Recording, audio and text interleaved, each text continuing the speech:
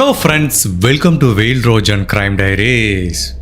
நம்ம இந்தியாவில் இருக்கிற இந்தூரில் இருக்கிற அம்பேத்கர் நகர் ரயில்வே ஸ்டேஷனில் ஜூன் மாதம் 8ஆம் தேதி 2024 ஒரு ட்ரெயின் வந்து நிற்குது. ஜென்ரலாக ஒரு ட்ரெயின் வந்து நிற்குதுன்னா என்ன பண்ணுவாங்க, பேசஞ்சர்ஸ் எல்லாருமே இறங்கி போனதுக்கப்புறம் அங்கே இருக்கிற துப்புரவு தொழிலாளர்கள் அந்த ட்ரெயினை ஃபுல்லாக க்ளீன் பண்ணுவாங்க. அந்த மாதிரி தான் ரிங்கு தாகிர்ங்கிற ஒரு நபர் ஒரு ஸ்பெசிஃபிக்கான கம்பார்ட்மெண்ட்டை க்ளீன் பண்ணுறதுக்காக போகிறாரு. அதில் ஒவ்வொரு சீட்டாக அவர் க்ளீன் பண்ணிட்டு வரும்போது ஸ்பெசிஃபிக்கான ஒரு இடத்துலேருந்து பயங்கரமான துர்நாற்றம் வர ஆரம்பிக்குது. அவருக்கு புரியவே இல்லை, இந்த மாதிரி ஒரு துர்நாற்றத்தை இதுக்கு முன்னாடி ஒரு ட்ரெயினுக்குள்ள அவர் ஃபீல் பண்ணதில்லை. பிகாஸ் நிறைய பேர் சாப்பாடு எடுத்துகிட்டு வருவாங்க, சாப்பாடை விட்டுட்டு போவாங்க, கெட்டு போன சாதத்தை விட்டுட்டு போவாங்க, அந்த மாதிரி ஸ்மெல் தான் அவர் ஃபீல் பண்ணியிருப்பாரு. பட் இந்த ஸ்மெல் ரொம்ப ரொம்ப வித்தியாசமாக இருக்கிறதுனால அந்த பேட் ஸ்மெல் எங்கேருந்து வருதுன்னு அவர் ட்ராக் பண்ணிகிட்டே போகிறாரு. அப்படி அதை ஃபாலோ பண்ணிகிட்டே போகும்போது ஒரு சீட் இருக்குது. அந்த சீட்டுக்கு கீழே ஒரு பெரிய சாக்கு மூட்டையை பார்க்குறாரு. அப்படியே மெதுவாக அந்த சாக்கு மூட்டைக்கு பக்கத்தில் போய் பார்க்கும்போது அந்த சாக்கு மூட்டையே ரத்தம் தோய்ந்த நிலையில இருக்கு. தூரமா இருந்த அந்த துர்நாற்றம் பக்கத்துல வரும்போது அவ்வளவு மோசமா அவரால் அந்த இடத்துல ஒரு செகண்ட் கூட நிக்க முடியல, அவ்வளவு பெரிய துர்நாற்றமா இருக்கு. சரி, என்னதான் இந்த சாக்கு மூட்டைக்குள்ள இருக்குன்னு பிரிச்சு பார்த்தாரு. ஒரு நிமிஷம் அவரோட இருதயமே நின்னு போற மாதிரி ஒரு காட்சியை அந்த சாக்கு மூட்டைக்குள்ள பார்க்கிறாரு. தலையே இல்லாத ஒரு பெண்ணோட சடலத்தை கண்டுபிடிக்கிறாரு. தலை மட்டுமல்ல, அந்த பெண்ணோட கைகள் கால்கள் எல்லாமே வெட்டப்பட்டிருக்கு. ஜஸ்ட் அந்த டார்சோன்னு சொல்லுவாங்க, அந்த பகுதி மட்டும்தான் அவரால் பார்க்க முடியுது. உடனே அலறல் அடிச்சுக்கிட்டு அந்த ட்ரெயினை விட்டு இறங்கி வந்து அங்க இருக்கிற ரயில்வே ஆபீசர் கிட்ட சொல்றாரு. உடனே இதை பத்தி போலீஸுக்கு தகவல் சொல்லப்படுது. அடுத்த 10 நிமிஷத்துக்குள்ளே போலீஸ் பாராமெடிக் டீம் எல்லாருமே வந்து அந்த சாக்கு மூட்டைக்கு உள்ள இருக்கிற தலை வெட்டப்பட்ட அந்த பெண்ணோட சடலத்தை மீட்கிறாங்க. ஜென்ரலா எந்த ஒரு கொலை வழக்கிலையும் கொலை செய்யப்பட்ட விக்டிமோட ஐடென்டிட்டி தெரிஞ்சாதான் அவங்களை யாரு கொலை பண்ணிருப்பாங்கிறத கண்டுபிடிக்க முடியும். இந்த கேஸை பொறுத்த வரைக்கும் அந்த பெண்ணோட தலை இல்லை, ஸோ யாருன்னு கண்டுபிடிக்க முடியாது. சரி, கையை வச்சு கைரேகையை வச்சு ஏதாவது கண்டுபிடிக்கலான்னு பார்த்தா 2 கைகளும் வெட்டப்பட்டிருக்கு. உண்மையிலேயே ஒரு ட்ரெயினுக்குள்ள சாக்கு மூட்டைக்குள்ள கண்டுபிடிக்கப்பட்ட இந்த சடலம் போலீஸுக்கு பலவிதமான கேள்விகளை முன்னிறுத்துது. இந்த பெண் யாரு ஃபர்ஸ்ட் ஆஃப் ஆல், அதுக்கப்புறம் வேற எங்கேயாவது கொலை பண்ணப்பட்டு அவங்க உடம்பு ட்ரெயின்ல டிஸ்போஸ் பண்ணாங்களா, இல்ல இந்த பெண் டிராவல் பண்ணிட்டு இருக்கும்போது ட்ரெயினுக்குள்ளேயே வச்சு அந்த பொண்ணை கொலை பண்ணாங்களா, அப்படிங்கிற பலவிதமான கேள்விகள் போலீஸுக்கு முன்னாடி வருது. போலீஸ் இந்த கேஸை விசாரிச்சிட்டு இருக்க இந்த நேரத்தில் 2 நாள் கழிச்சு ஜூன் மாசம் 10ஆம் தேதி இந்த உடல் எங்க கண்டுபிடிக்கப்பட்டதோ அந்த இந்தூர்ல இருந்து கிட்டத்தட்ட 1000 கிலோமீட்டர் டிஸ்டன்ஸ் இருக்கிற ரிஷிகேஷ் அப்படிங்கிற ஊர்ல இருக்கிற ரயில்வே ஸ்டேஷன்ல யோக் நாகி எக்ஸ்பிரஸ்னு ஒரு ட்ரெயின் வந்து நிக்குது. ஸோ இந்தூர்ல எப்படி ஒரு ட்ரெயினை கிளீன் பண்ணாங்களோ அதே மாதிரி இந்த ட்ரெயினையும் கிளீன் பண்றதுக்காக அங்க வேலை பார்க்குற ஒர்க்கர்ஸ் ட்ரெயினுக்குள்ள போகும்போது இதே மாதிரி ஒரு துர்நாற்றம் வருது. அந்த துர்நாற்றம் அவ்வளவு மோசமா இருக்கு, ஒரு அழுகி போன பொருள் மாதிரி அவங்களுக்கு ஸ்மெல் வருது. உடனே பக்கத்துல போய் பார்க்கும்போது இந்தூர்ல எப்படி ஒரு சாக்கு மூட்டையை கண்டுபிடிச்சாங்களோ அதே மாதிரி ஒரு சாக்கு மூட்டையை கண்டுபிடிக்கிறாங்க. இப்போ அந்த சாக்கு மூட்டையை அப்படி ஓபன் பண்ணி பார்க்கும்போது அதுக்குள்ள வெட்டப்பட்ட ஒரு மனிதனோட கைகள் கால்கள் இருக்கிறத கண்டுபிடிக்கிறாங்க. உடனே இதை பத்தி அங்க இருக்க போலீஸ் டிபார்ட்மெண்ட்டுக்கு சொல்றாங்க. ஆபீஷியல்ஸும் இதை கைப்பற்றி விசாரணை பண்றாங்க. பட் இந்தூர்ல கண்டுபிடிக்கப்பட்ட தலையில்லாத மனித உடலுக்கும் ரிஷிகேஷ்ல கண்டுபிடிக்கப்பட்ட வெட்டப்பட்ட நிலையில இருக்க கை கால்களுக்கும் ஏதாவது தொடர்பு இருக்குமாங்கிற மாதிரி ஆங்கிள் போலீஸ் விசாரணை பண்ணல. இந்தூர்ல இந்த மாதிரி ஒரு விஷயம் கண்டுபிடிச்சிருக்காங்க ரிஷிகேஷ் போலீஸுக்கு தெரியாது. ரிஷிகேஷ்ல 2 நாள் கழிச்சு இந்த மாதிரி ஒன்னு கண்டுபிடிச்சிருக்காங்கிறதும் இந்தூர்ல இருக்கிற போலீஸ் டிபார்ட்மெண்ட்டுக்கு தெரியாது. பட் எப்போ ரிஷிகேஷ்ல இந்த ஒரு வெட்டப்பட்ட மனிதனோட கை கால்களை கண்டுபிடிக்க விட்டு அப்ப நியூஸ் பேப்பர்ல ஏற்கனவே இந்தூர்ல கண்டுபிடிக்கப்பட்ட சடலத்தை பத்தி ஒரு நியூஸ் ஆர்டிகல் வந்திருக்கு. அதை பத்தி அந்த கேஸை ஹேண்டில் பண்ணிட்டு இருக்க ஒரு கான்ஸ்டபிள் போலீஸ் ஆபீசர் கிட்ட சொல்லும்போது அவங்களுக்கு என்ன தோணுதுன்னா, ஒருவேளை இது ரெண்டுமே லிங்க் ஆயிருக்குமா, அங்க கண்டுபிடிக்கப்பட்ட உடலுக்கும் இங்க ரிஷிகேஷ்ல கண்டுபிடிக்கப்பட்ட தலை அண்ட் கை கால்களுக்கும் ஏதாவது தொடர்பு இருக்குமான்னு சொல்லி பார்க்கிறதுக்காக இப்ப 2 போலீஸ் டிபார்ட்மெண்ட்டும் க்ளோஸா ஒர்க் பண்றாங்க.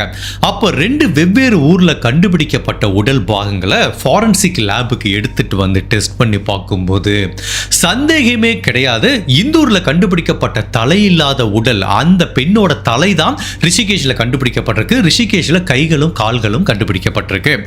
சோ இப்போ போலீஸுக்கு ஒரே குழப்பமாயிடுச்சு. உண்மையிலே இந்த பெண் எங்க வச்சு கொலை செய்யப்பட்டாங்கிறத அவங்களால யூகிக்கவே முடியல. நான் ஏற்கனவே சொன்ன மாதிரி அந்த பெண்ணோட ஐடென்டிட்டி என்னங்கிறது ஃபர்ஸ்ட் போலீஸுக்கு தெரியணும். பட் ரிஷிகேஷ்ல கண்டுபிடிக்கப்பட்ட அந்த பெண்ணோட கையில ஒரு நேம ஒரு பேரை பச்சை குத்திருக்காங்க. அதுல என்ன எழுதிருக்கு அப்படின்னா மீரா பென் அண்ட் கோபால் பாய் அப்படிங்கிற மாதிரி எழுதிருக்கு. இதுக்கு என்ன அர்த்தம்னா பென் அப்படின்னா நம்ம ஹிந்தியில சகோதரின்னு சொல்லுவோம், பாய் அப்படின்னா ஹிந்தியில சகோதரன் சொல்லுவோம். ஸோ போலீஸ் என்ன கெஸ் பண்றாங்கன்னா இறந்து போன இந்த பெண்மணியோட பேர் மீராவா இருக்கலாம், அவங்க கையில பச்சை குத்தப்பட்ட அந்த கோபாலுங்கிற பேர் அவங்களோட சகோதரரா இருக்கிறதுக்கு நிறைய வாய்ப்பு இருக்குங்கிற மாதிரி தான் போலீஸ் திங்க் பண்றாங்க. மீராங்கிற இந்த பெண்ணை இவ்வளவு கொடூரமா கொலை பண்ணி அவங்களோட தலை கால்கைகளை துண்டு துண்டா வெட்டி தலையே இல்லாத அந்த உடல் பாகத்துல இந்தூர்லயும் மீதம் இருக்கிற உடல் பாகத்தை 1000 கிலோமீட்டர் தள்ளி இருக்கிற ரிஷிகேஷுக்கும் தனித்தனியா பிரிச்சு அனுப்புனது யாரு? இந்த மீராங்கிற பெண்மணி யாரு? அவங்களை கொலை பண்ண கொலைகாரன் யாரு? ஒரு பெண்ணை இவ்வளவு ஈவு இரக்கமே இல்லாத கொலை பண்ணிருக்கானா கண்டிப்பா அவன் ஒரு அரக்கனா தான் இருக்கணும். இந்த கொலைகாரனை கூடிய விரைவில் பிடிக்கலைனா இந்த மாதிரி பல சடலங்களை நம்ம எடுக்க நேரிடுங்கிறது போலீஸ் டிபார்ட்மெண்ட்டுக்கு நல்லா தெரியுது. ஸோ மீராங்கிற இந்த பெண்மணியை பண்ண கொலைகாரனை போலீஸ் பிடிச்சாங்களா? எந்த இடத்துல வச்சு அவங்க கொலை செய்யப்பட்டாங்க? எப்படி 2 வெவ்வேறு ஊருக்கு அவங்க உடல் பாகங்கள் அனுப்பப்பட்டதுங்கிற பலவித குழப்பங்களும் திருப்பங்களும் நிறைஞ்ச ஒரு வித்தியாசமான ட்ரூ கிரைம் கேஸ் தான் இன்னைக்கு நம்ம இந்த வீடியோவில் பார்க்க போறோம். மீராவை யாரு கொலை பண்ணதுங்கிறது நம்ம தெரிஞ்சுக்கிறதுக்கு முன்னாடி உங்க டைம் 2 செகண்ட்ஸ் எனக்காக ஸ்பெண்ட் பண்ணி என்னோட வீடியோஸ் உங்களுக்கு பிடிச்சிருந்துச்சுன்னா லைக் பண்ணிட்டு கமெண்ட் பண்ணுங்க. இன் கேஸ் என்னோட சேனலை இது வரைக்கும் நீங்க சப்ஸ்கிரைப் பண்ணாம பார்த்தீங்கன்னா மறக்காம சப்ஸ்கிரைப் பண்ணி என்ன சப்போர்ட் பண்ணுங்க. மேலும் நம்ம சேனல்ல லாஸ்ட் 2-3 வீக்ஸா நான் புதுசா என்ன அறிமுகப்படுத்திருக்கேன்னா நீண்ட காலமா நம்மளோட வியூவர்ஸ் கேட்குறாங்க சப்டைட்டில் போடுங்க அப்படிங்கிற மாதிரி. இப்போ ரீசெண்டாக தான் நம்ம வீடியோக்கு எல்லாத்துக்குமே இங்கிலீஷில் போடுறேன், ஹிந்தியில் போடுறேன், தமிழ், தெலுங்கு, கன்னடா, ஸ்பானிஷ், கொரியன் அப்படின்னு ஒரு 10-15 லாங்குவேஜில் சப்டைட்டில் போட்டிருக்கேன். இன்கேஸ் உங்கள் ஃப்ரெண்ட்ஸ் யாருக்காவது நம்ம வீடியோவில் இன்ட்ரெஸ்ட் இருப்பாங்க பட் அவங்களுக்கு தமிழ் தெரியாத நீங்கள் ஃபீல் பண்ணீங்கன்னா தாராளமாக நம்ம வீடியோவை ஷேர் பண்ணுங்க. நிறைய லாங்குவேஜில் இப்போ சப்டைட்டில் போட்டிருக்கேன். இப்போ போலீஸ் அவங்களோட முதல் கட்ட விசாரணையை எங்கிருந்து ஆரம்பிக்கிறாங்கன்னா இந்த பெண் எங்க வச்சு கொலை செய்யப்பட்டிருக்கலாம், எப்படி 2 வெவ்வேறு விதமான ட்ரெயின்ல இவங்க உடல் பாகங்கள் பிரிச்சு அனுப்பப்பட்டதுங்கிறதா போலீஸ் விசாரிக்கிறாங்க. இந்தூர்ல இருக்கிற ட்ரெயினுக்கும் ரிஷிகேஷுக்கு வந்த ட்ரெயினுக்கும் டைரக்டா ஏதாவது லிங்க் இருக்கான்னு பார்த்தா இந்தூர்ல இருந்து டைரக்டா ரிஷிகேஷுக்கு இந்த ட்ரெயின் வரலங்கிறத கண்டுபிடிக்கிறாங்க. அப்ப இப்படி நடந்திருக்குமா? காமனா ஒரு பிளேஸ் இருக்கு, அந்த பிளேஸ்ல இருந்து ஒரு ட்ரெயின் இந்தூருக்கு போயிருக்கு, இன்னொரு ட்ரெயின் ரிஷிகேஷுக்கு போயிருக்கு. இப்படி திங்க் பண்ணி பார்ப்போமே சொல்லிட்டு ஸோ எந்த ட்ரெயின்ல இந்த உடல் பாகங்கள் கண்டுபிடிக்கப்பட்டதோ அந்த ட்ரெயினோட லிங்கிங் பாயிண்ட், அந்த ட்ரெயின் காமனா எந்த இடத்துல மீட் பண்ணுது அப்படிங்கிற மாதிரி ரொம்ப கிளவரா திங்க் பண்ணி விசாரணை பண்ணும்போது உஜ்ஜைன் அப்படிங்கிற ஒரு ஊர்ல தான் இந்த ட்ரெயின் இன்டர்செக்ட் ஆகுது. அந்த ஸ்டேஷன்ல தான் இந்த ட்ரெயின் நின்றுட்டு வருது அப்படிங்கிறத கண்டுபிடிக்கிறாங்க. அப்போ போலீஸோட கெஸ் என்ன? உஜ்ஜைன்கிற இடத்துல வச்சு தான் இந்த பெண்ணு கொலை செய்யப்பட்டிருக்கணும். அந்த உஜ்ஜைன்கிற ரயில்வே ஸ்டேஷன்ல வச்சு தான் இந்த பெண்ணோட உடல் பாகங்கள் 2 வெவ்வேறு விதமான ட்ரெயின்ல அனுப்பப்பட்டிருக்கணுங்கிற மாதிரி ஒரு மிக மிக முக்கியமான தியரியை போலீஸ் கொண்டு வராங்க. இப்போ போலீஸோட அடுத்த கெஸ் என்னன்னா கண்டிப்பா கொலை செய்யப்பட்ட மீராங்கிற பெண்மணி இந்த உஜ்ஜைன் அப்படிங்கிற சிட்டியை சேர்ந்தவங்களோ இல்ல அதை சுத்தி நிறைய கிராமம் இருக்கிறதுனால ஏதாவது ஒரு கிராமத்தை சேர்ந்தவங்களோ இருக்கிறதுக்கு நிறைய வாய்ப்பு இருக்கு. நம்ம ஜெனரலா பாத்தீங்கன்னா நம்ம பேரை பச்சை குத்தி வைப்போம், கணவர் குழந்தைகள் பேரை பச்சை குத்தி வைப்போம். பட் சகோதரரோட பேரை பச்சை குத்தி வைக்கிறதுங்கிறது ரொம்ப ரேரா நடக்கிற விஷயம். இப்போ போலீஸ் என்ன ஃபீல் பண்றாங்கன்னா உஜ்ஜைன் அப்படிங்கிற ஊர்ல விசாரிக்கும் போது அவங்க என்ன சொல்றாங்கன்னா சார் எங்க ஊரை பொறுத்த வரைக்கும் சகோதரரோட பேரை பச்சை குத்துறது ரொம்ப நார்மலான விஷயம்னு சொல்லும் போது அவங்களோட கலாச்சாரத்துல இது ஒரு முக்கியமான அங்கமா இருக்கிறதுனால கண்டிப்பா கொலை செய்யப்பட்ட மீரா இந்த உஜ்ஜைன்கிற ஏரியாவை சேர்ந்த பெண்மணியா தான் இருக்கணும். சோ நாம திங்க் பண்ற தியரி கரெக்ட் தான். இந்த 2 ட்ரெயினும் உஜ்ஜைன்ல தான் மீட் ஆயிருக்கு, இங்க தான் அவங்களோட பாடியை டிஸ்போஸ் பண்ணிருக்காங்கங்கறத போலீஸ் இந்த பச்சை குத்துற தடயத்தை வச்சு மேலும் உறுதிப்படுத்துறாங்க. இப்போ போலீஸ் அடுத்து என்ன பண்றாங்க? உஜ்ஜைன்கிற இந்த போலீஸ் ஸ்டேஷனுக்கு பக்கத்துல அந்த சிட்டில இருக்கிற எல்லா ஏரியாலும் இருக்கிற போலீஸ் ஸ்டேஷன்ல விசாரிக்கிறாங்க. மீராங்கிற பேர்ல ஏதாவது ஒரு மிஸ்ஸிங் கம்ப்ளைண்ட் வந்திருக்கான்னு போலீஸ் செக் பண்ணி பார்க்கும்போது கிட்டத்தட்ட இந்த லாஸ்ட் 4-5 நாள்ல 39 மிஸ்ஸிங் கேசஸ் ஃபைல் ஆயிருக்கு. அதை எடுத்து செக் பண்ணி பார்க்கும்போது மீரா தோம்ரா அப்படிங்கிற ஒரு பெண் மிஸ் ஆயிட்டாங்கன்னு 7ஆம் தேதி அவங்க கணவர் வந்து கம்ப்ளைண்ட் பதிவு பண்ணிருக்காரு. இந்த மீரா தோம்ராங்கிற பேரை கேட்க விட்டு போலீஸுக்கு பயங்கர எக்ஸைட் ஆகுது. இப்போ அந்த போலீஸ் ஸ்டேஷன் ஸ்டேஷனுக்கு போயிட்டு விசாரிக்கிறாங்க. அப்போ அங்க இருக்கிற போலீஸ் ஆஃபீஸர் சூப்பரான ஒரு டைம் லைன் சொல்றாரு. அவர் என்ன சொல்றாருன்னா, சார் 7ஆம் தேதி இந்த மீராங்கிற பெண்மணியோட கணவர் வந்து எங்க கிட்ட ஒரு கம்ப்ளைண்ட் கொடுக்குறாரு, என்னோட மனைவி மிஸ் ஆயிட்டாங்கன்னு. ஸோ என்ன நடந்ததுங்கிறத அவர் சொல்றாருன்னா, 6ஆம் தேதி எனக்கும் என்னோட மனைவிக்கும் ஒரு கடுமையான வாக்குவாதம் ஏற்பட்டது. ஸோ எங்களுக்கு வீட்டில் 2 குழந்தைகள் இருக்கு.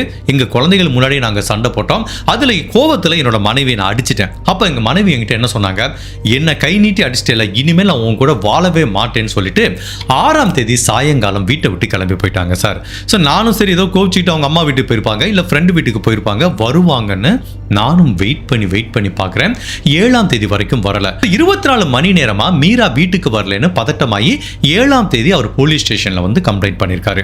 ஸோ அதுக்கு அடுத்த நாள் தான் 8ஆம் தேதி இந்தூர் ஸ்டேஷன்ல தலையில்லாத ஒரு பெண்ணோட உடலத்தை கண்டுபிடிக்கிறாங்க. 10ஆம் தேதி ரிஷிகேஷ்ல அதே பெண்ணோட தலையையும் கால் கைகளையும் கண்டுபிடிக்கிறாங்க. ஸோ இதுல இருந்தே தெரியுது இந்த டைம்லைன் பக்காவா ஒர்க் ஆகுறதுனால ஸோ போலீஸ் சந்தேகப்பட்ட மாதிரி இப்ப கொலை செய்யப்பட்ட அந்த மீரா தான் இப்ப 6ஆம் தேதி காணாம போனாங்கன்னு சொல்லிட்டு அவங்க கணவர் வந்து கம்ப்ளைண்ட் பண்ண மீரா தோம்ரா அப்படிங்கறத போலீஸ் உறுதிப்படுத்துறாங்க. ஜெனரலா ஒரு மனைவி கொலை செய்யப்பட்டாங்கன்னா ஆட்டோமேட்டிக்கா அவங்க கணவர் மேலதான் சந்தேகம் வரும். அதுவும் ஒரு கணவன் மனைவிக்கும் ஆர்கியூமெண்ட் வருது, என் மனைவி திடீர்னு வீட்டுக்கு விட்டு வெளியில போனவ வரவே இல்லைன்னா ஆட்டோமேட்டிக்கா அவங்க ஹஸ்பண்ட் மேலதான் சந்தேகம் வரும். ஸோ இந்த மீராவோட சொந்த ஊர் எதுனா உஜ்ஜைன்கிற இந்த சிட்டிலேருந்து சில மைல் தொலைவில் இருக்கிற ரேமா அப்படிங்கிற ஒரு வில்லேஜ். இப்போ போலீஸ் அந்த வில்லேஜுக்கு போய் விசாரிக்கிறாங்க. அந்த வில்லேஜ் பீப்புளும் சரி இவங்களோட குடும்ப உறவுகளும் என்ன சொல்றாங்கன்னா, மீரா 6ஆம் தேதி சண்டை போட்டு போயிட்டாங்க. அதுக்கப்புறம் அந்த நைட்ல இருந்து ஒரு 2-3 நாள் அவங்க கணவர் இந்த ஊரை விட்டே போல, அவர் உஜ்ஜைன்கிற அந்த சிட்டிக்கும் போல, அந்த ரயில்வே ஸ்டேஷனுக்கும் அவர் போலங்கிறது விசாரணையில் தெரிய வருது. ஸோ இந்த விசாரணை இந்த சர்க்கம்ஸ்டான்ஷியல் எவிடன்ஸ் எல்லாத்தையும் வச்சு பார்க்கும்போது மீராவோட கொலைக்கும் அவங்க கணவருக்கும் தொடர்பு இல்லை அப்படிங்கிறது உறுதி செய்யப்படுது. இப்போ போலீஸுக்கு அடுத்து என்ன நிரூபிக்க முயற்சி பண்றாங்கன்னா, ஓகே மீரா இருக்கிறது ஒரு கிராமத்தில், அவங்க அங்கிருந்து ஒரு 30-40 மைல் தொலைவில் இருக்க உஜ்ஜைன்கிற இந்த சிட்டிக்கு வந்தாங்க அப்படிங்கிறத நிரூபிக்கிறது எப்படி அப்படின்னு விசாரணை பண்ணும்போது, எப்போ மீராவோட கணவர் இவங்க காணும்னு சொல்லி அவர் வந்து கம்ப்ளைண்ட் கொடுத்தாரோ அப்போ போலீஸ் பண்ண ஃபர்ஸ்ட் வேலை இந்த மீராவோட செல்போனுக்கு கான்டாக்ட் பண்ணியிருக்காங்க. அப்போ செல்போனுக்கு கான்டாக்ட் பண்ணும்போது ஒரு பெண்மணி எதிர்முனையில் பேசியிருக்காங்க. அவங்க என்ன சொல்லியிருக்காங்கன்னா, ஒரு 7ஆம் தேதி அந்த கால் அட்டன் பண்ணிட்டு, இல்லை நான் எங்கள் சொந்தக்காரங்க வீடு மதுராக்கு வந்துட்டேன், இனிமேல் எனக்கு உங்க கூட வாழ பிடிக்கல, என்னை தொடர்பு கொள்ள முயற்சி பண்ணாதீங்கிற மாதிரி ஃபோனை வச்சிருக்காங்க. பட் இவங்க கணவர் என்ன சொல்றாருன்னா, சார் எதிர்முனையில் கேட்ட சத்தம் என்னோட மனைவியோட சத்தம் இல்லைங்கிற மாதிரி சொல்றாரு. இப்போ போலீஸ் அந்த செல்போனை ட்ராக் பண்ணலான்னு பார்த்தா அந்த செல்போன் சுவிட்ச் ஆஃப் ஆயிடுச்சு. பட் இந்த மீராவோட IMEI நம்பரை வச்சு போலீஸ் ட்ராக் பண்ணிட்டு இருக்கும்போது ஒரு ஸ்டேஜில் திரும்ப அவங்க ஃபோன் ஆக்டிவேட் ஆகுது. அதாவது வேற சிம் கார்டை போட்டு யூஸ் பண்ணிருக்காங்க. அப்போ இவங்க ஃபோன் லொகேஷன் அந்த IMEI நம்பரை வச்சு ட்ராக் பண்ணும்போது அது உஜ்ஜைன்கிற சிட்டியில தான் இருக்கு. அப்பவே போலீஸுக்கு புரிஞ்சு போச்சு, இந்த மீரா மதுராக்கு போல அவங்க உஜ்ஜைன்கிற சிட்டியில தான் இருக்காங்க. இப்போ மீராவோட செல்போனை வேற யாரோ பயன்படுத்திட்டு இருக்காங்கிற வரைக்கும் அந்த உஜ்ஜைன் சிட்டி போலீஸ் டிபார்ட்மெண்ட் ஏற்கனவே கண்டுபிடிச்சிருக்காங்க. அதை இந்த கேஸை ஹேண்டில் பண்ணிட்டு இருக்க, அதாவது இந்த கொலை வழக்கை ஹேண்டில் பண்ணிட்டு இருக்க டிடெக்டிவ்க்கு அதை கொடுத்துறாங்க. ஸோ இந்த தடயங்களை வச்சு பார்க்கும்போது மீரா அவங்க கிராமத்திலேருந்து கணவரோட சண்டை போட்டு உஜ்ஜைன்கிற சிட்டிக்கு வந்திருக்காங்க. ஸோ இங்க வச்சுதான் மீராக்கு ஏதோ ஒரு நடந்திருக்கு. அதுக்கப்புறம் அவங்க உடலை 2 வெவ்வேறு ட்ரெயின்ல அனுப்பிச்சிருக்காங்க அப்படிங்கிறது போலீஸுக்கு கிளியரா புரியுது. இப்போ போலீஸ் அவங்க அடுத்த கட்ட விசாரணையை எங்க இருந்து ஆரம்பிப்பாங்கன்னு ஈஸியா நானும் கெஸ் பண்ணிருப்பேன், நீங்களும் கெஸ் பண்ணிருப்பீங்க. ஆப்வியஸ்லி ரயில்வே ஸ்டேஷன்ல இருக்க CCTV காட்சியை பார்த்தா உண்மையிலேயே மீரா இந்த உஜ்ஜைன்கிற ஸ்டேஷனுக்கு வந்தாங்களா, அப்படி வரும்போது அவங்க கூட வேற யாராவது இருந்தாங்களாங்கிறத பார்த்தா மேபி மீராவை கொலை பண்ண கொலைகாரனை கண்டுபிடிக்கலான்னு 6ஆம் தேதியிலிருந்து 7ஆம் தேதி வரைக்கும் அந்த உஜ்ஜைன் ரயில்வே ஸ்டேஷன்ல இருக்க எல்லா CCTV காட்சிகளையும் பார்க்கும்போது ஃபைனலா போலீஸுக்கு இந்த கேஸ்ல ஒரு மிகப்பெரிய பிரேக் த்ரூ கிடைக்குது. ஸோ 7ஆம் தேதி ஏர்லி மார்னிங் மீரா இந்த உஜ்ஜைன்கிற ரயில்வே ஸ்டேஷனுக்குள்ள தனியா நடந்து வந்தத காட்சிகளை பார்க்குறாங்க. அந்த காட்சிகளை பார்க்கும்போது அவங்க ரொம்ப டிஸ்ட்ரெஸ்ஸாக இருந்திருக்காங்க, பதட்டமாக இருந்திருக்காங்க, ஆங்ஸியஸாக இருந்திருக்காங்க, கொஞ்சம் குழப்பமான ஒரு மனநிலையில் இருந்ததுக்குரிய காட்சிகள் பதிவாயிருக்கு. அதுக்கப்புறம் இந்த ரயில்வே ஸ்டேஷனுக்குள்ள அவங்க என்னெல்லாம் பண்ணுறாங்கன்னு அந்த ரயில்வே ஸ்டேஷனுக்கு உள்ளே இருக்கிற எல்லா CCTV காட்சிகளையும் வச்சு ட்ராக் பண்ணி பார்க்கும்போது அவங்க ஸ்டேஷனுக்கு உள்ளே வந்த கொஞ்ச நேரத்துக்குள்ளேயே இன்னொரு நபர் கூட பேசிட்டு இருந்த காட்சிகள் பதிவாகுது. கொஞ்ச நேரம் அந்த நபர் கூட பேசிட்டு இருக்காங்க. அதுக்கப்புறம் அந்த நபர் கூட சேர்ந்தே அந்த ரயில்வே ஸ்டேஷன் பிளாட்ஃபார்ம்ல நடந்து போனதுக்குரிய காட்சிகள் பதிவாயிருக்கு. இப்போ அந்த நபர் யாருன்னு கண்டுபிடிச்சா மீராவோட கேஸை சால்வ் பண்ணிடலான்னு இப்போ போலீஸ் அந்த சிசிடிவி காட்சியை நல்லா ஜூம் பண்ணி அந்த நபரோட போட்டோவை எடுத்து வச்சுக்கிறாங்க. இப்போ ரயில்வே ஸ்டேஷன்ல அங்க வேலை பார்க்குற ஒர்க்கர்ஸ் எல்லாத்துக்கிட்டையும் கேட்கும் போது அந்த நபரை பார்த்தவனே சொல்லிடுறாங்க, சார் இவர் யாரும் இல்லை சார், இவரோட பேர் கமலேஷ், இவர் நம்ம ரயில்வே ஸ்டேஷன்ல தான் கேட்டரிங் டிபார்ட்மெண்ட்ல வேலை பார்த்துட்டு இருக்காருங்கிற மாதிரி சொல்றாங்க. இப்போ யாருப்பா அந்த கமலேஷ்னு அவரை போய் விசாரிக்கிறாங்க. அவர் என்ன சொல்றாருன்னா, ஆமாம் சார், கரெக்ட் சார், நீங்கள் சொல்கிறது கரெக்ட் தான். 7ஆம் தேதி நான் வழக்கம் போல் என்னோட ஒர்க்கை முடிச்சுட்டு போகும்போது இந்த பெண் தனியாக நடந்து வந்தாங்க. பயங்கர டிஸ்ட்ரெஸ்ஸாக இருந்தாங்க, ஒரு மாதிரி குழப்பமான மனநிலையில் இருந்தாங்க. அப்போ நான் அவங்ககிட்ட பேசிகிட்டு இருந்தேன். அவங்க கேட்டாங்க, சார் நான் மதுராவுக்கு போனோம், அந்த ட்ரெயின்லாம் எப்போ வரும்னு கேட்டாங்க. ஸோ அவங்க கொஞ்சம் குழப்பமான சூழ்நிலை இருந்தனால அவங்களுக்கு நான் உதவி செஞ்சேன். இந்த ட்ரெயின் இத்தனை மணிக்கு வருமா, நீ இங்கே வெயிட் பண்ணணும், இங்கே டிக்கெட் எடுக்கணுங்கிற மாதிரி அந்த பெண்ணுக்கு உதவி செஞ்சுட்டேன். அதுக்கப்புறம் அவங்க வேலையை பார்த்துட்டு போயிட்டாங்க, நான் என் வேலையை பார்த்துட்டு போயிட்டேன். அவங்க அதுக்கப்புறம் எங்கே போனாங்கன்னு எனக்கு தெரியாதுங்கிற மாதிரி இந்த கமலேஷ்ங்கிற நபர் சொல்றாரு. இப்போ போலீஸ் என்ன ஃபீல் பண்றாங்கன்னா, ஓகே இந்த ரயில்வே ஸ்டேஷனுக்கு வெளியில வந்து இருக்கிற ஏதாவது பக்கத்தில் இருக்க சிசிடிவி கேமராலாம் செக் பண்ணி பார்த்தா இவர் சொல்றது பொய்யா உண்மையான்னு தெரியும். இந்த ரயில்வே ஸ்டேஷனுக்கு உள்ளேயே இவங்க தொடர்பு நின்று போச்சா, இல்ல இந்த ரயில்வே ஸ்டேஷனுக்கு வெளியிலையும் கமலேஷ் இந்த மீராவை கூட்டிட்டு போனாரான்னு செக் பண்றதுக்காக அங்க இருக்கிற சிசிடிவி காட்சிகளை 5-6 கேமரால செக் பண்ணி பார்க்கறாங்க. பட் எந்த ஒரு காட்சியும் இவங்க 2 பேரும் ஒன்னா சேர்ந்து மெயினான அந்த ஸ்டேஷன் என்ட்ரன்ஸ்ல இருந்து வெளியில வந்ததுக்குரிய தடயங்கள் இல்லை. அப்போ ஒருவேளை அந்த கமலேஷ் சொல்றது உண்மையா இருக்கலாமோ அப்படிங்கிற மாதிரி போலீஸ் திங்க் பண்றாங்க. பட் அப்படி இருந்தாலும் இந்த கேஸ்ல போலீஸுக்கு ஒரே ஒரு சஸ்பெக்ட் தான் கிடைச்சிருக்கு, அதை விட்டுற முடியுமா? ஓகே இந்த கமலேஷோட வீட்டில் போய் பார்ப்போம், மேபி நம்மளுக்கு ஏதாவது ஒரு சின்ன தடயம் கிடைக்கலாம், இல்ல அட்லீஸ்ட் அவர் அந்த கேஸ்ல இருந்து ரிமூவ் பண்றதுக்காக நம்மளுக்கு ஒரு எவிடன்ஸ் கிடைக்கலாம்னு சொல்லிட்டு அந்த கமலேஷ்ங்கிற வீடை ஃபுல்லா போய் தேடி பார்க்கறாங்க. அவரும் நல்லா கோஆபரேட் பண்றாரு. வீடை ஃபுல்லா சல்லடை போட்டு தேடுறாங்க. அந்த வீட்டுக்குள்ள எந்தவித அசம்பாவிதம் நடந்த மாதிரியோ இல்ல மீரா அந்த வீட்டுக்குள்ள இருந்த மாதிரியோ எந்த தடயமும் இல்லை. சரி ஓகே இவர் சொல்றது உண்மையா தான் இருக்கும் அப்படின்னு சொல்லிட்டு போலீஸ் அந்த வீட்டை விட்டு வெளியில வரும்போது ஒரு பெண்மணி அந்த வீட்டுக்கு ஓரத்துல உட்கார்ந்துருக்காங்க. இப்போ அந்த கமலேஷ் கிட்ட கேட்குறாங்க, அந்த பெண்மணி யாருன்னு கேட்குறாங்க. அது என்னோட மனைவி சார் அப்படிங்கிறாங்க. அவங்க கிட்ட நாங்கள் பேசலாமான்னு போலீஸ் அதிகாரி கேட்டதுக்கு, இல்லை சார் நீங்கள் பேச முடியாதுங்கிறாங்க. ஏன் நாங்கள் பேசினா என்னன்னு கேட்டதுக்கு, இல்லை சார் என்னோட மனைவிக்கு காதும் கேட்காது வாயும் பேச வராதுன்னு சொல்லும்போது, ஓ ஓகே அப்படின்னு சொல்லிட்டு போலீஸ் அந்த இடத்தை விட்டு போகும்போது அந்த கமலேஷோட மனைவி போலீஸை ஒரு ஏக்க பார்வையோட பார்க்குறாங்க. அவங்க கண்ணு வழியா ஏதோ ஒன்று தொடர்பு கொள்ள முயற்சி பண்றாங்க. போலீஸ் ஆஃபீஸர் அவங்க வழக்கிலையும் அவங்க எக்ஸ்பீரியன்ஸ்லையும் எத்தனையோ கிரிமினலை பார்த்துருப்பாங்க. ஒருத்தவங்களோட உடல் மொழியும் அந்த கண்ணு பேசுகிற வார்த்தைகளையும் அவங்களால ஈஸியாகவே புரிஞ்சுக்க முடியும். அப்போ போலீஸ் ஆஃபீஸருக்கு நல்லாவே புரியுது, இந்த காது கேட்காத வாய் பேச முடியாத பெண் போலீஸ் கிட்ட ஏதோ ஒரு விஷயத்தை சொல்ல முயற்சி பண்றாங்கிறது போலீஸுக்கு தெரியுது. சரி ஓகே இந்த பெண்மணி கிட்ட எப்படி பேசுறது? இந்த மாதிரி சைகை மொழியில தான் பேச முடியும், சைன் லாங்குவேஜ்னு சொல்லுவாங்க. அப்போ அந்த உஜ்ஜைன்கிற ஊர்ல சைன் லாங்குவேஜ் பேசுற ஒரு நபரை கூட்டிட்டு வராங்க. அவர் பயங்கர எக்ஸ்பர்ட். அவரை வச்சு இந்த பெண் கிட்ட பேசினா மேபி என்ன நடந்ததுன்னு தெரிஞ்சுக்க வாய்ப்பு இருக்குன்னு அந்த நபரை கூட்டிட்டு வந்து இந்த பெண் கிட்ட பேச வைக்கிறாங்க பாருங்க. அப்போ அந்த சைன் லாங்குவேஜ்ல இந்த கமலேஷோட மனைவி சொன்ன ஒவ்வொரு விஷயமும் ஒட்டுமொத்த போலீஸ் டிபார்ட்மெண்ட்டையே பயங்கர அதிர்ச்சிக்குள்ளாக்குது.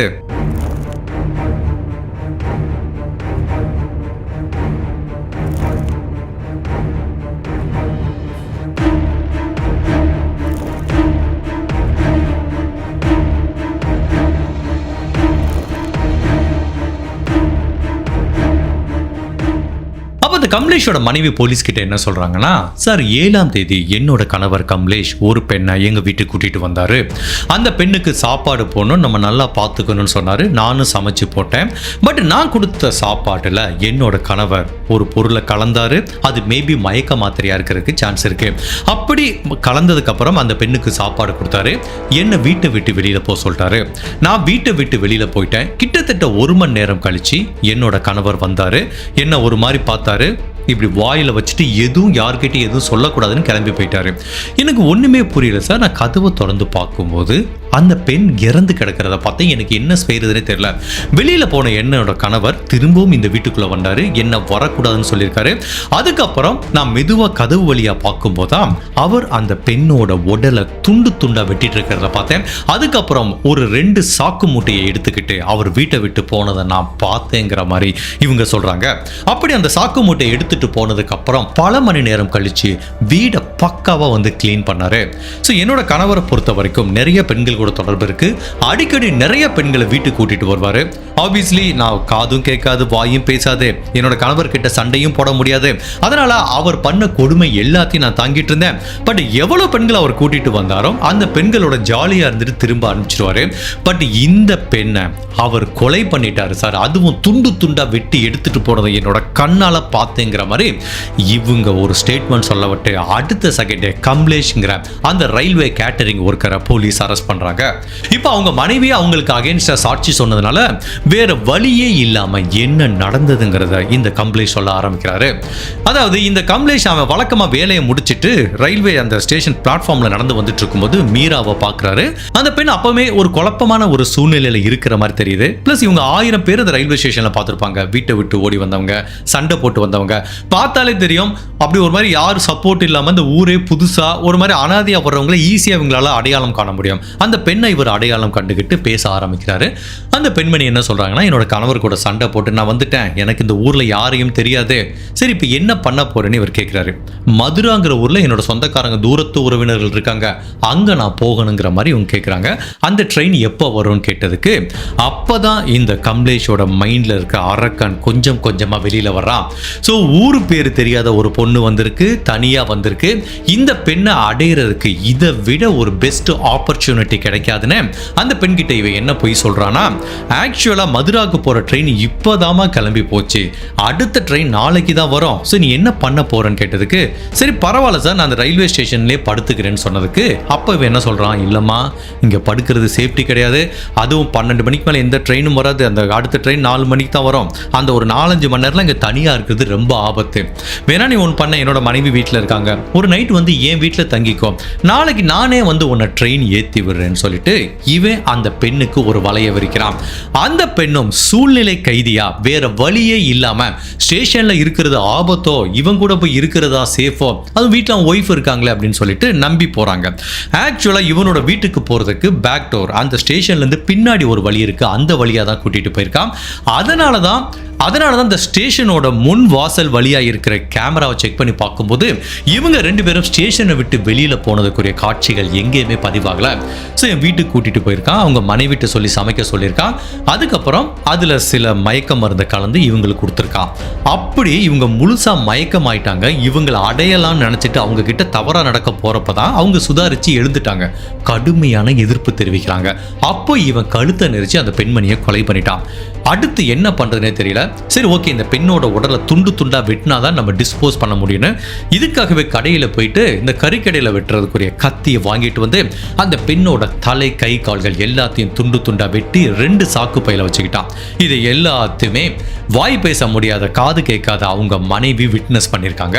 அவங்க மனைவி கிட்டையும் சொல்லிட்டான், இதை நீ வெளியில சொன்னேன்னா இந்த பெண்ணுக்கு நடந்ததா நாளைக்கு உனக்கும் நடக்கும்னு சொல்லிட்டு இப்போ அந்த 2 சாக்கு மூட்டையும் எடுத்து ரயில்வே ஸ்டேஷனுக்குள்ள போறான். சரி எங்க போய் இதை டிஸ்போஸ் பண்ணலாம்னு பார்க்கும்போது அப்பதான் இந்த உஜ்ஜைன்கிற ஸ்டேஷன்ல இருந்து இந்தூருக்கு போறதுக்கு ஒரு ட்ரெயின் வந்து நிக்குது. அப்போ ஒரு கம்பார்ட்மெண்ட் ஃப்ரீயா இருந்ததுனால அங்க இந்த சாக்கு மூட்டையை எடுத்துட்டு போயிட்டு ஒரு சீட்டு கீழே வச்சிடறான். ஃபர்ஸ்ட் ஒரு மூட்டையை எடுத்துட்டு போய் வைக்கிறான். அடுத்த மூட்டையை எடுத்துட்டு வைக்கலான்னு போறப்பதான் அந்த ட்ரெயின் அதுக்குள்ளே ஸ்டார்ட் ஆகி கிளம்பி போயிடுச்சு. இவனுக்கு என்ன பண்றதுன்னு தெரியல. சரி ஓகே, நம்ம இன்னொரு ட்ரெயினுக்கு வெயிட் பண்ணலான்னு பார்க்கும்போது அடுத்துதான் ரிஷிகேஷ் போறதுக்காக ஒரு ட்ரெயின் வருது. அப்போ அந்த ட்ரெயின் வந்து அங்க நின்னதுனாலதான் இன்னொரு சாக்கு மூட்டையை அந்த ட்ரெயினுக்குள்ள வச்சு அனுப்பிச்சிருக்கான். அதனாலதான் வெட்டப்பட்ட இந்த பெண்ணோட உடல் பாகங்கள் 2 வெவ்வேறு ஊருக்கு போற ட்ரெயின்ல போயிருக்கு. கமலேஷ் என்ன சொல்றான், இது நான் பர்பஸா எதையும் பண்ணல, 2 மூட்டையும் ஒரே ட்ரெயின்ல வைக்கலாம் தான் போனேன். பட் ஃபர்ஸ்ட் ட்ரெயின் கிளம்பி போனதுனால தான் 2வது இருக்க மூட்டையை நான் வேற ட்ரெயின்ல வைக்க மாதிரி ஒரு சூழ்நிலை ஏற்பட்டிருக்குங்கிற மாதிரி சொல்றான். ஃபைனலா மீராங்கிற இந்த பெண்ணை கொலை பண்ண குற்றத்துக்காக கமலேஷ்ங்கிற இந்த ரயில்வே ஒர்க்கரை அரெஸ்ட் பண்றாங்க. இந்த வழக்கோட விசாரணை இன்னுமே நீதிமன்றத்தில் நடந்துட்டு இருக்கு. ஹோப்ஃபுல்லி இந்த கமலேஷுக்கு கடுமையான தண்டனை கிடைக்கும்னு எதிர்பார்க்கப்படுது. இந்த கேஸை படிச்சு முடிக்கும் போது என் மனசுல தோன்ற விஷயம் என்ன அப்படின்னா, மரணம்ங்கிறது எந்த நேரத்திலும் வரலாம், எப்ப வேணாலும் வரலாம், எந்த ரூபத்திலும் வரலாம் அப்படிங்கிறதுக்கு இது ஒரு பெஸ்ட் எக்ஸாம்பிள். இது எல்லாமே கோர்வையா நடக்கிற நிகழ்வு மாதிரி தெரியுது. கரெக்டா அவங்க கணவரோட சண்டை போடுறாங்க. அந்த கிராமத்திலிருந்து இவங்க உஜ்ஜைன்கிற சிட்டிக்கு இதுக்கு முன்னாடி வந்ததே இல்லை. அப்படி ரயில்வே ஸ்டேஷனுக்கு வரும்போது இந்த அரக்கன் கிட்ட மாட்டிக்கிட்டாங்க. இது எல்லாமே அப்படி ஒரு கோர்வையா நடந்த ஈவெண்ட் மாதிரி தான் எனக்கு தெரியுது. மேலும் இந்த மாதிரி இந்தியன் கேஸை பார்க்கும்போது எனக்கு ஒரு டவுட் வருது. எனக்கு இருக்க டவுட் உங்களுக்கும் இருக்கலாம். பட் நிறைய கேஸில் பார்த்துருக்கோம், ஒரு விக்டிமோட உடலை கண்டுபிடிப்பாங்க, அதோட ஐடென்டிட்டி தெரியாது. பட் அதை ரொம்ப கஷ்டப்பட்டு தான் கண்டுபிடிப்பாங்க. பட் எந்த கேஸ்லையும் இந்த மாதிரி ஃபிங்கர் பிரிண்ட்டை யூஸ் பண்ணி ஆதார் கார்டை வச்சு லிங்க் பண்ணி அந்த பெண்ணையோ அந்த விக்டிமோட அட்ரஸையோ கண்டுபிடிச்ச மாதிரி நான் ரீசெண்ட் டேஸில் பார்க்கல. ஈவன் அட்லீஸ்ட் நான் படித்த கேஸில் பார்க்கல. மேபி அதுக்கு என்ன ரீசனாக இருக்கலாம் அப்படின்னா, ஒருவேளை அவங்க உடல் கண்டுபிடிக்கப்பட்டப்போ அவங்க பாடி டீகம்போஸ் ஆனதுனால ஃபிங்கர் பிரிண்ட் கையிலேருந்து எடுக்க முடியாமல் இருக்கலாம். மேபி வேறு என்ன ரீசனாக இருக்கும் அப்படிங்கிறது எனக்கு தெரியல. பட் நிறைய கேஸில் நான் இதை யூஸ் பண்ணுற மாதிரி எனக்கு தெரியல. இன்கேஸ் உங்களுக்கு இதுக்கு ஆன்சர் தெரிஞ்சால் நீங்கள் சொல்லுங்கள். பட் இந்த கேஸ்லேருந்து நம்ம எடுத்துக்க வேண்டிய மிக மிக முக்கியமான டேக்அவே என்ன அப்படின்னா, இந்த கேஸை பொறுத்த வரைக்கும் wrong place at the wrong time, அதில் எந்த டவுட்டுமே கிடையாது. பட் மீரா என்ன பண்ணியிருக்கலாம்னா, தன்னோட கணவர் கூட சண்டை போட்டதுக்கப்புறம் ஒன்று பொறுமையாக இருந்திருக்கலாம், இல்லை பக்கத்தில் இருக்க சொந்தக்காரங்க வீட்டுக்கோ யார் வீட்டுக்கோ போயிருக்கலாம். இப்படி தன்னோட கணவரோட சண்டை போட்டு அன்டயத்தில் வீட்டை விட்டு கிளம்பி வந்து இந்த மாதிரி ஒரு ஆர்கன் கிட்ட மாட்டிக்கிட்டாங்க. இது நம்ம இந்த இந்தியன் கேஸ் மட்டுமல்ல, நான் நிறைய ஃபாரின் கேஸ்ல கேட்டிருக்கேன். கிட்டத்தட்ட ஒரு 4-5 கேஸ் இந்த மாதிரி கவர் பண்ணியிருக்கேன். ஹஸ்பண்ட் ஒய்ஃபுக்கு பயங்கர ஆர்கியூ வரும். ஒய்ஃபு கோச்சிட்டு வெளியில போவாங்க. அதுக்கப்புறம் பார்த்தா ஒரு 4 நாள் கழிச்சு அவங்க உடலை கண்டுபிடிப்பாங்க. ஹஸ்பண்ட் மேலே தான் சந்தேகம் வரும். பட் அப்புறம் என்ன நடக்கும் அப்படின்னா, ஒன்று அந்த பொண்ணு வெளியில ரோட்ல தனியாக நடந்து போயிருப்பா கோவத்தில். இப்படி சண்டை போட்டு போகும்போது அவங்க மனநிலை வந்து எப்படின்னா ஒரு சமநிலையில் இருக்காது, குழப்பமான டயத்தில் இருக்கும். அப்போ யார் வேணாலும் அவங்களை ஈஸியாக மேனிப்புலேட் பண்ணலாம். உங்களுக்கு உதவி செய்கிறேன், என் கூட காரில் வாங்க, இங்கே கூட்டி போகிறேன், அங்கே கூட்டி போகிறேன்னு யார் வேணாலும் அவங்களை ஏமாத்துறதுக்கு சான்ஸ் இருக்கு. அந்த மாதிரி கொலை நடந்திருக்கு. அப்படி இல்லைன்னா இந்த மாதிரி நான் இன்னொரு கேஸில் படிச்சிருக்கேன். ஒரு பெண் இப்படி தான் ரொம்ப டிஸ்ட்ரெஸ் ஆகி கோச்சிட்டு போய் பாரில் போய் தண்ணி அடிச்சிட்டு இருப்பாங்க. அப்போ அந்த பாருக்கு ஒருத்தர் வருவான். இந்த மாதிரி ஒரு சூழ்நிலை போகும்போது யார் பேசினாலும் கொஞ்சம் மனசுக்கு ஆறுதலாக இருக்கும். ஈஸியாக அந்த டயத்தில் பெண்களை மேனிப்புலேட் பண்ணுறதுக்கு சான்ஸ் இருக்கு. ஸோ இந்த கேஸ்லேருந்து நம்ம எடுத்துக்க வேண்டிய மிக முக்கியமான டேக்அவே என்னன்னா, சண்டை வராத கணவன் மனைவி இந்த உலகத்தில் கிடையாது. அப்படி சண்டை போட்டால் கூட எப்பவுமே சமநிலையில் இருங்க. அன்டயத்தில் வீட்டை விட்டு தனியாக போகாதீங்க. அன்டயத்தில் நார்மலாக தனியாக போகிறதுக்கும் இப்படி மனநிலை நம்மளுக்கு சமநிலையில் இல்லாமல் இருக்கிறப்ப தனியாக போகிறதுக்கும் நிறைய வித்தியாசம் இருக்குது. அப்போ நீங்கள் பேராபத்தில் மாட்டிக்கிறதுக்கு சான்ஸ் இருக்குது. அதுக்கு மேலே சண்டை மிட் நைட்டில் சண்டை வருதா, கோச்சிட்டு ஒரு ரூமுக்குள்ளே போய் கதவை சாத்திட்டு ரூமுக்குள்ளே இருங்க. இல்லை பக்கத்து வீட்டில் அம்மா வீடு இருக்குது, அப்பா வீடு இருக்குன்னா பக்கத்தில் போக முடிஞ்சா போங்க. தயவு செய்து கோச்சிட்டு நான் வீட்டை விட்டு எங்கே போகிறேன்னு தெரியாமையே போய் இந்த மாதிரி ஒரு அரக்கன் கிட்ட மாட்டிக்காதீங்க. நம்மளுக்கு நேரம் எப்படி இருக்குன்னே சொல்ல முடியாது. ஸோ இதுதான் இந்த கேஸ்லேருந்து நம்ம எடுத்துக்க வேண்டிய மிக மிக முக்கியமான டேக்அவே. இந்த மீராவோட கேஸை பற்றி நீங்கள் என்ன நினைக்கிறீங்க? உங்களோட கருத்தை மறக்காம இந்த வீடியோவில் பதிவு பண்ணுங்க. இந்த மாதிரி அனதர் கேஸில் உங்களை சந்திக்கிறேன். Till then stay safe, take care, by.